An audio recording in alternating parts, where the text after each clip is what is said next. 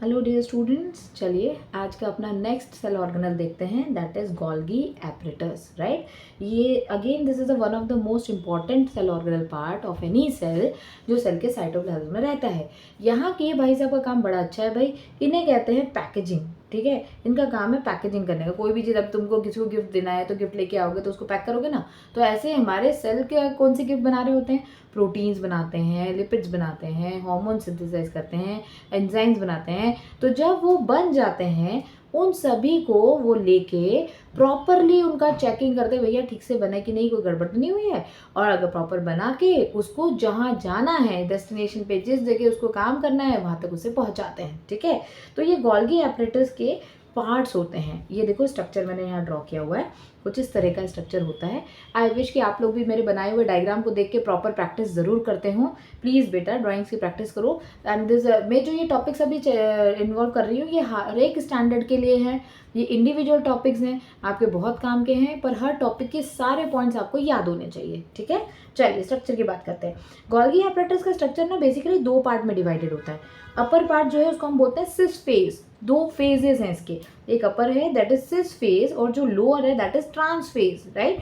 सिस face basically जो endoplasmic reticulum ने protein का कोडिंग बनाया उसे एब्जॉर्ब करके उसको लेके उसको रीड करने का काम हो रहा है सिस के थ्रू। और जब वो रेडी है, परफेक्ट है, तो ट्रांसफरेज फेज में उसको दूसरी जगह पहुंचाया जा रहा है। सिंपल लैंग्वेज में समझ लेते हैं। अब यहाँ पे ये जो छोटे छोटे सर्कुलर स्ट्रक्चर है इनको हम बोलते हैं वेसिकल्स। इनकमिंग ट्रांसपोर्ट वेसिकल्स, नाम से ही पता चल रहा है ट्रांसपोर्टेशन में हेल्प करते हैं।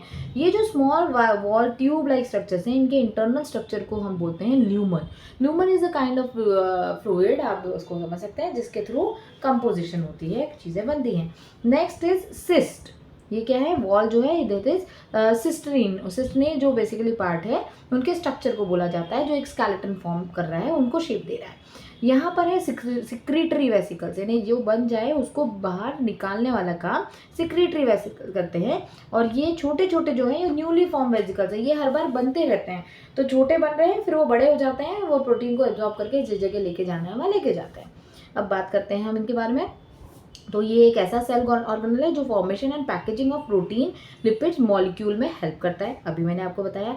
इसको बताने वाले कौन थे, है ना, सबसे पहले जिन्होंने बताया था उनका नाम था Camillo Golgi in the year of 1898। ये याद रखना बहुत ज़रूरी है, एमसीक्यू में भी आता है, कॉन्सेप्चुअल क्लियरेंस के लिए ज़रूरी है। मेन फंक्शंस की बात करें तो they help, Golgi helps in enzyme formation, helps in good conduct hormones production, then they store proteins also.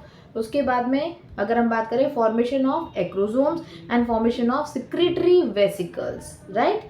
Now the structure of is composed of mainly many membranes. अगर आप देखो तो कितनी सारी मेम्ब्रेन लग रही है ना, एक के नीचे एक के नीचे एक, देखो मेम्ब्रेन लाइक स्ट्रक्चर है, तो काफ़ी मेम्ब्रेन से बना होता है। ये बेसिकली ओरिजिनेट होता है कहाँ से, एंडोप्लाज्मिक रेटिकुलर से, ईआर से। अभी अपन ने लास्ट वीडियो में देखा था, ईआर की वॉल से अटैच होता है, वहीं से इसका फॉर्मेशन होना शुरू होता है।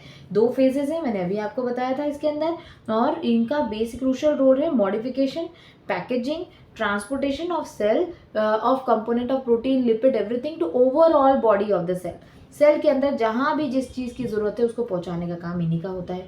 मज़े की बात है, प्लांट में सारे प्लांट और एनिमल सेल के अंदर गोल्गी एपरेटस होते हैं और इनका स्ट्रक्चर 4 पार्ट में डिवाइडेड है। एक कौन सा है भाई, सिस्टने, ये अपन ने यहाँ पे देखा। दूसरा है वैक्यूल्स, ये वैक्यूल शेप स्ट्रक्चर्स हैं। देन वेसिकल्स, वेसिकल्स है जो ट्रांसपोर्टेशन करा रहे हैं। And tubules, these are tubule like structures, ये 4 पार्ट में होता है। एंडोक्राइन, अगर हम बात करें यूकैरियोटिक सेल्स की, तो उसमें एक ही गोल्गी बॉडी प्रेजेंट होती है। यानी एक यूकैरियोटिक सेल अगर है तो उसमें एक ही गोल्गी बॉडी होगी। लेकिन अगर सिक्रीटरी सेल की बात करें, प्लांट के अंदर हम बात करें, तो यहाँ पर सेवरल नंबर ऑफ बॉडीज और गोल्गी बॉडी प्रेजेंट होगी। बहुत सारी गोल्गी बॉडीज इसके अंदर होती है, ठीक है जी।